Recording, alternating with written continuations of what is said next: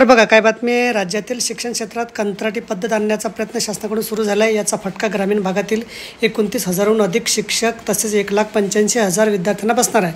राज्यातील सुधारित शिक्षक संच मान्यता आणि कंत्राटी शिक्षक भरतीच्या निर्णयाची अंमलबजावणी करण्याची भूमिका राज्य सरकारने घेतली। या दोन्ही निर्णयाची अंमलबजावणी रद्द करण्यासाठी राज्यभरातील सर्व शिक्षक संघटना एकवटल्या आहेत। 25 सप्टेंबरला सामूहिक रजा आंदोलन करीत प्रत्येक जिल्हाधिकारी कार्यालयावर मोर्चा काढणार आहेत। 20पेक्षा कमी पटसंख्या असलेल्या शाळा एक शिक्षक होणार आहेत। त्या शिक्षकासोबत एक निवृत्त कंत्राटी अतिरिक्त शिक्षक नेमला जाणार आहे। त्यामुळे राज्यातील 15,000 शाळांमधील सध्या कार्यरत असलेल्या 29,707 शिक्षकांच्या नोकरीवर गदा येणार आहे। केंद्रांच्या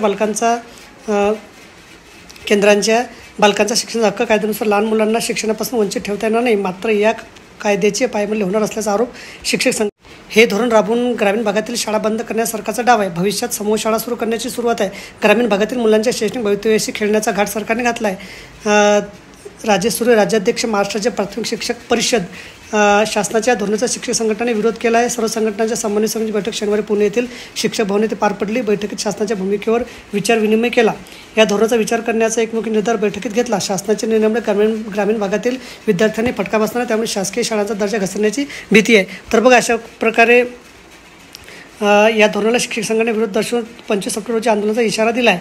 तर बघा अशा प्रकारे अत्यंत महत्त्वाची माहिती आपल्याला समजली असेल। व्हिडिओ आवडल्यास लाईक करा आणि शेअर करायला विसरू नका। धन्यवाद।